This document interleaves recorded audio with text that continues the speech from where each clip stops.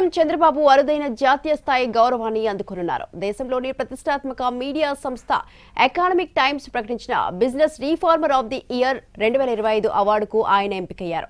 రాష్ట్రంలో పాలనలో సంస్కరణలు, వ్యాపార నిర్వహణను సులభతరం చేస్తూ ఆయన అమలు చేస్తున్న విప్లవాత్మక విధానాలకు గుర్తింపుగా ఈ పురస్కారం వరించింది.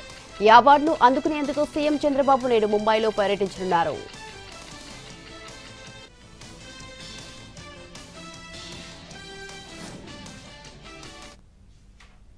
తెలంగాణలో ఆర్టీసీ జేఏసీ నాయకులతో ప్రభుత్వం జరిపిన చర్చలు ఫలించాయి. 11% ఫిట్మెంట్ ఇవ్వడానికి సర్కార్ అంగీకారం తెలిపింది. ప్రభుత్వంలో ఆర్టీసీ ఉద్యోగుల విలీనంపై అధికారులు, కార్మిక సంఘాల నాయకులతో కమిటీ వేయాలని నిర్ణయించింది. గుర్తింపు సంఘాల ఎన్నికలకు గ్రీన్ సిగ్నల్ ఇచ్చింది. మిగతా అంశాలను ఆర్టీసీ యాజమాన్యం, కార్మిక సంఘాలు కూర్చొని పరిష్కరించుకోవాలని తీర్మానించింది. చర్చలు సఫలమయ్యాయని, బస్సులు యథావిధిగా నడుస్తాయని రవాణా శాఖ మంత్రి పొన్నం ప్రభాకర్ తెలిపారు. చర్చలు సఫలమవడంతో కార్మిక సంఘాలు హర్షం వ్యక్తం చేస్తున్నాయి.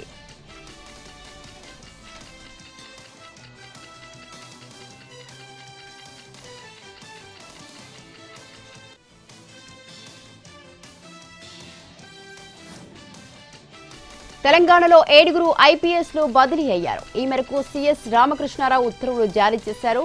హోంశాఖ ముఖ్య కార్యదర్శిగా శిఖా గోయల్, విజిలెన్స్ డీజీగా డిఎస్ చౌహాన్, మల్టీజోన్ 2 ఐజీగా షాన్వాజ్ కాసిం, పోలీస్ పర్సనల్ ఐజీగా అదనపు బాధ్యతలు అప్పగించారు. ఫ్యూచర్ సిటీ కమిషనర్గా తరుణ్ జోషిని నియమించారు. డ్రగ్స్ కంట్రోల్ డీజీగా అవినాష్ మోహంతి, ఏసీబీ డైరెక్టర్గా అదనపు బాధ్యతలు ఇచ్చారు. ఇక మల్కాజ్గిరి పోలీస్ కమిషనర్గా బి సుమతి, ఐజీ కార్తికేయకు ఎస్ఐబీ ఐజీగా అదనపు బాధ్యతలు అప్పగించారు.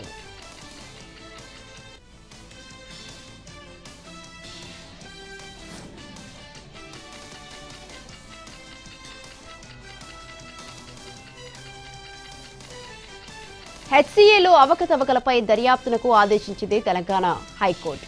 సిబిసిఐడిలోని సిట్తో దర్యాప్తు నిర్వహించాలని తెలిపింది. దర్యాప్తునకు సహకరించాలని హెచ్సీఏ అధికారులు, సిబ్బందికి ఆదేశించింది.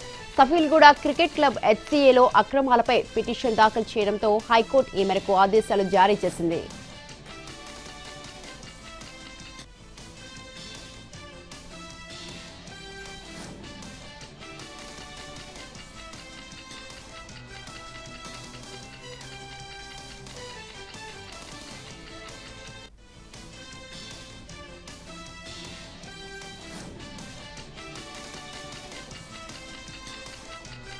హైదరాబాద్ మెట్రో రైలు మొదటి దశలో కీలక పరిణామం చోటు చేసుకుంది. మొదటి దశ స్వాధీన ప్రక్రియలో కీలకమైన దాదాపు 13,615 కోట్ల రుణం ఇవ్వడానికి ఇండియన్ రైల్వే ఫైనాన్స్ కార్పొరేషన్ అంగీకరించింది.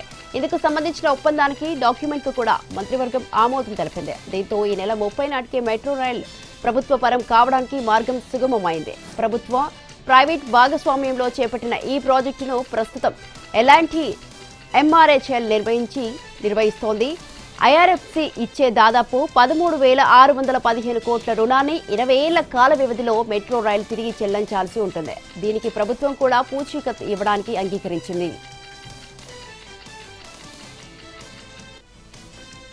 హైదరాబాద్ జిల్లాలో అధిక వడ్డీలు వసూలు చేస్తున్న వ్యాపారులపై పోలీసులు కొరడా జులిపించారు. ఏకకాలంలో 16 మండలాల్లో 100 మంది వడ్డీ వ్యాపారుల ఇళ్లలో మెరుపు దాడులు నిర్వహించారు. 7 మండలాల్లో 15 కేసులు నమోదు చేశామని జిల్లా ఎస్పీ అఖిల్ మహాజన్ తెలిపారు. పలువురు నుంచి ప్రామిసరీ నోట్లు, స్టాంప్ పేపర్లు, చెక్కులు, పాస్బుక్లు స్వాధీనం చేసుకున్నట్లు చెప్పారు. ప్రజలను మోసం చేసే వారిపై కఠిన చర్యలు తీసుకుంటామని హెచ్చరించారు.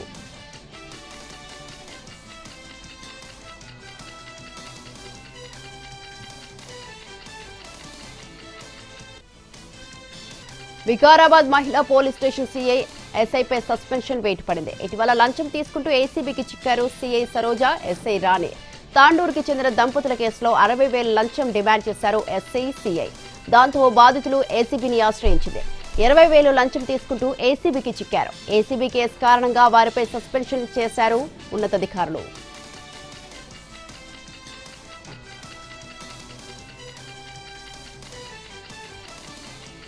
ఏపీ లిక్కర్ స్కామ్ వ్యవహారంలో ఈడీ తనిఖీలు చేపట్టింది. విజయసాయిరెడ్డి ఇంటితో పాటు పలువురు ఇళ్లలో సోదాలు జరిపారు. ఈ తనిఖీల్లో పలు కీలకమైన డాక్యుమెంట్లను ఈడీ అధికారులు స్వాధీనం చేసుకున్నారు. లిక్కర్ స్కామ్లో పెద్ద ఎత్తున హవాలా మనీ లాండరింగ్ జరిగినట్టు గుర్తించింది ఈడీ. ఈ కేసుకు సంబంధించి దూకుడు పెంచారు ఈడీ అధికారులు.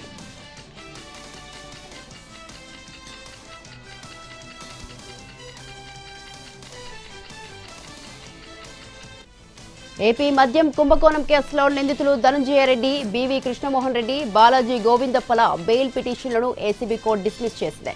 రెగ్యులర్ బెయిల్ కోరుతూ 3 నిందితులు పిటిషన్లు దాఖలు చేశారు.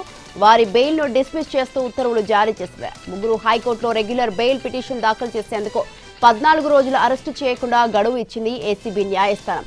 అప్పటి వరకు అరెస్టు చేయకుండా సుప్రీంకోర్టు మార్గదర్శకాలు పాటించాలని పేర్కొంది.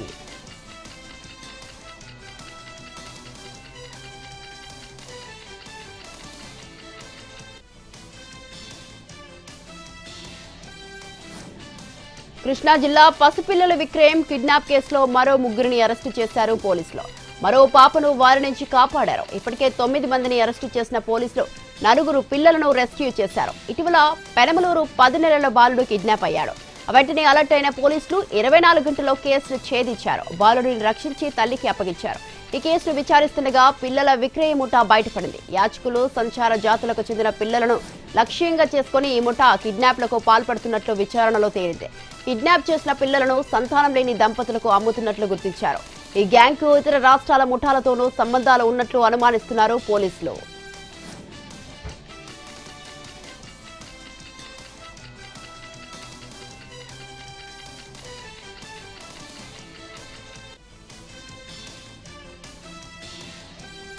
ఏపీలో మొక్కజొన్న రైతులు కష్టాలు పడుతుంటే వ్యవసాయ మంత్రి అచ్చెన్నాయుడు సింగపూర్లో షికారు చేస్తున్నారని మండిపడ్డారు సజ్జల. రైతు సమస్యలను వదిలేసి దస్తగిరి, వివేక హత్యలపై అచ్చెన్నాయుడు మాట్లాడతారని అన్నారు. ఇలాంటి వారితో రైతుల సమస్యలు పరిష్కారం అవుతాయా అని ప్రశ్నించారు. చంద్రబాబు రైతులను మోసం చేశారని సజ్జల మండిపడ్డారు. రైతులకు ఏ సంక్షోభం వచ్చినా దాన్ని చంద్రబాబు తన సంపద సృష్టికి వాడుకుంటారని ఆరోపించారు.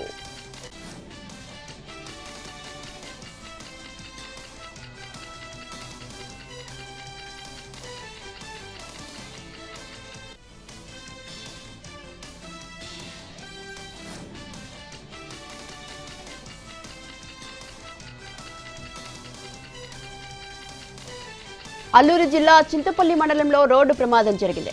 లంబసింగి ఘాట్ రోడ్లో ఓ కారు అదుపు తప్పి బోల్తా పడింది.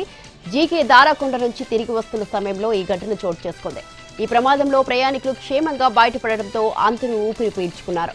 డ్రైవర్ మద్యం మత్తులో కారు నడిపినట్టు తెలుస్తోంది.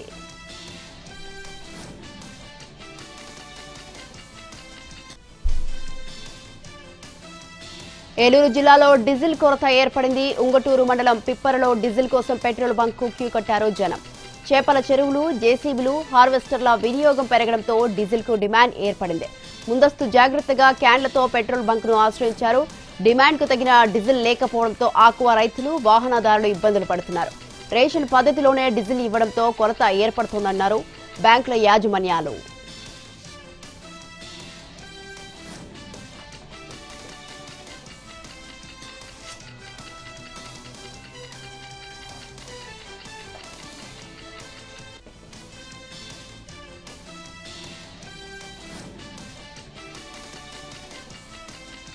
మార్కాపురం జిల్లా బెస్తవారిపేట మండలం పీవీపురం గ్రామ సమీపంలోని పంట పొలాల్లో పేకాట శిబిరంపై దాడులు నిర్వహించారు పోలీసులు. ఈ దాడులలో 5 వ్యక్తులను అదుపులోకి తీసుకున్నారు. నిందితుల నుండి 15,300 రూపాయల నగదుతో పాటు 2 ద్విచక్ర వాహనాలను స్వాధీనం చేసుకున్నారు. చట్ట వ్యతిరేక కార్యకలాపాలకు పాల్పడితే కఠిన చర్యలు తప్పవని హెచ్చరించారు పోలీసులు.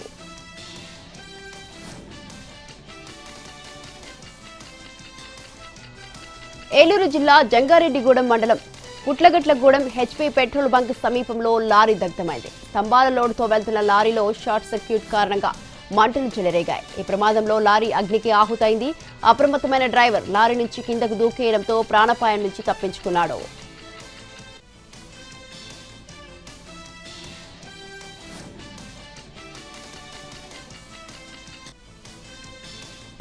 పశ్చిమ బెంగాల్ తొలిదశ అసెంబ్లీ ఎన్నికలు ప్రశాంతంగా నిర్వహించడంపై సుప్రీంకోర్టు ప్రశంసలు కురిపించింది.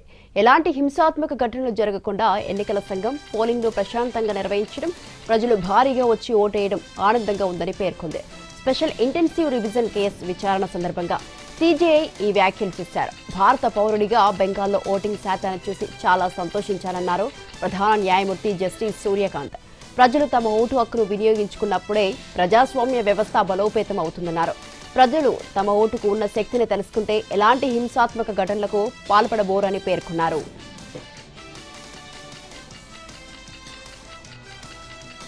యూపీలోని కాన్పూర్లో భారీ అగ్ని ప్రమాదం జరిగింది. బజారియా పోలీస్ స్టేషన్ పరిధిలోని ఈద్గా సమీపంలో ఉన్న ఓ గ్యారేజ్లో మంటలు చెలరేగాయి. గ్యారేజ్లలో నిల్వ ఉంచిన ఆక్సిజన్ సిలిండర్లు, మొబైల్ ఆయిల్ క్యాన్లు పేలడంతో వెనకే ఉన్న గూడాడ్ బస్తీ ప్రాంతానికి మంటలు వ్యాపించాయి. దీంతో బస్తీలో ఉంటున్న ప్రజలు భయభ్రాంతులకు గురయ్యారు. సమాచారాన్ని అందుకున్న ఫైర్ సిబ్బంది ఘటనా స్థలానికి చేరుకొని తీవ్రంగా శ్రమించి మంటల్ని అదుపులోకి తీసుకొచ్చారు. ఈ ప్రమాదంలో ఎటువంటి ప్రాణ నష్టం జరగలేదని ఫైర్ ఆఫీసర్ దీపక్ శర్మ తెలిపారు.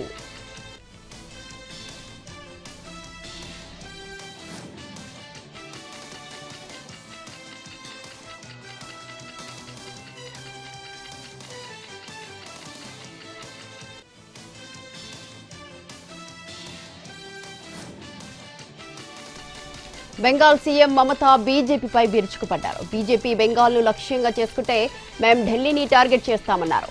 తన లక్ష్యం అధికారాన్ని సాధించడం మాత్రమే కాదని, దేశ స్థాయిలో బీజేపీని గద్దె దించడమేనని ఆమె పేర్కొన్నారు.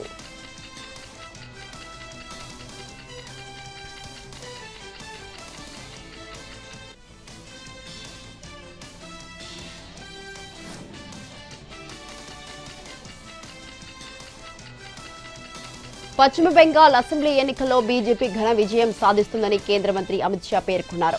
మొదటి దశలో 152 స్థానాలకు పోలింగ్ జరిగిందని, ఇందులో 110కి పైగా స్థానాలను తాము గెలుచుకుంటామని ఆయన ధీమా వ్యక్తం చేశారు.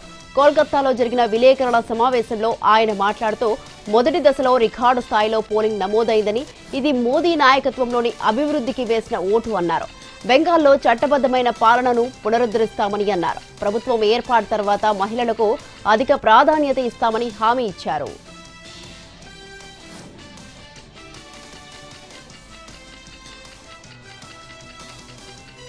నితీష్ కుమార్ ను రాజకీయంగా అంతం చేయాలనుకుని బీజేపీ లక్ష్యంగా పెట్టుకుందన్నారు RJD working president Tejashwi Yadav. Nitish పై ఒత్తిడి తెచ్చి బీహార్ ముఖ్యమంత్రి పదవికి రాజీనామా చేయించిందని ఆరోపించారు.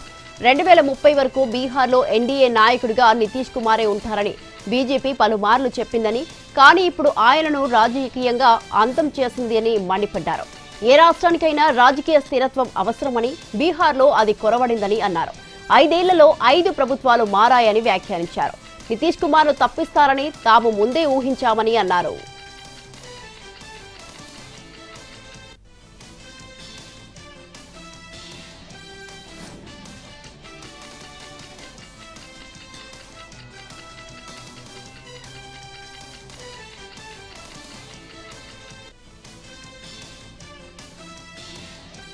పశ్చిమ బెంగాల్ ఎన్నికల ఫలితాలు వచ్చిన తర్వాత టీఎంసీ గూండాలకు దాక్కోవడానికి బెంగాల్లో ఎక్కడా చోటు దొరకదన్నారు ప్రధాని మోదీ.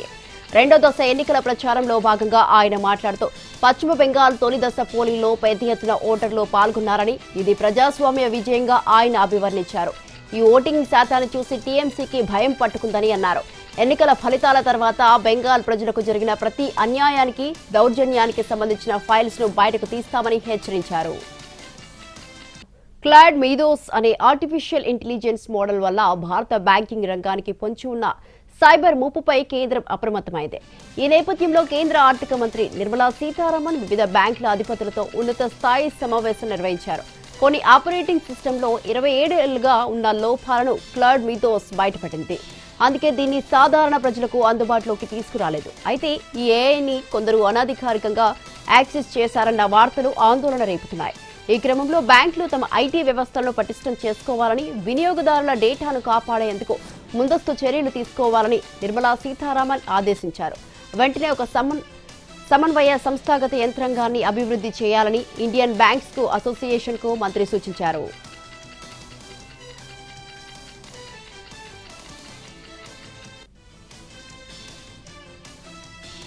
ప్రముఖ ఫిన్టెక్ సంస్థ పేటీఎంకు ఆర్బీఐ షాక్ ఇచ్చింది. Paytm payments bank limited licence ను రద్దు చేసింది. బ్యాంకింగ్ రెగ్యులేషన్ యాక్ట్ కింద ఇకపై బ్యాంకింగ్ కార్యకలాపాలు నిర్వహించరాదని తెలిపింది. డిపాజిటర్లు, ప్రజల ప్రయోజనాలకు విరుద్ధంగా బ్యాంక్ మేనేజ్మెంట్ వ్యవహరిస్తోందని, పేమెంట్స్ బ్యాంక్ లైసెన్స్ నిబంధనలను అనుసరించడం లేదని ఆర్బీఐ స్పష్టం చేసింది. ఇదివరకే కొత్త కస్టమర్లను చేర్చుకోవడంపై ఆంక్షలు విధించిన ఆర్బీఐ ఇప్పుడు పూర్తిగా లైసెన్స్ ను రద్దు చేసింది. ఈ నిర్ణయం ఇవాళ్టి నుంచి అమల్లోకి వస్తున్నట్లు తెలిపింది.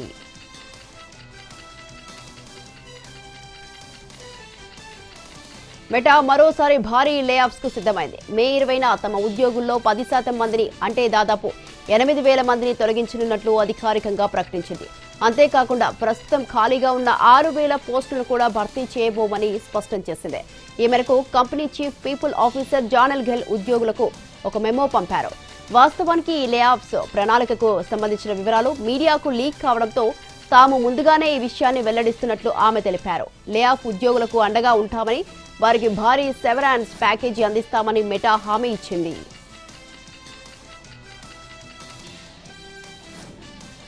ఎండ ప్రచండతో ఏపీ అల్లాడిపోతోంది. రాష్ట్రంలో ఎండలు టారెత్తిస్తున్నాయి. బయటకు వెళ్లాలంటే జనం భయపడిపోతున్నారు. ఈ సందర్భంగా విపత్తుల నిర్వహణ సంస్థ కీలక హెచ్చరికలు జారీ చేసింది.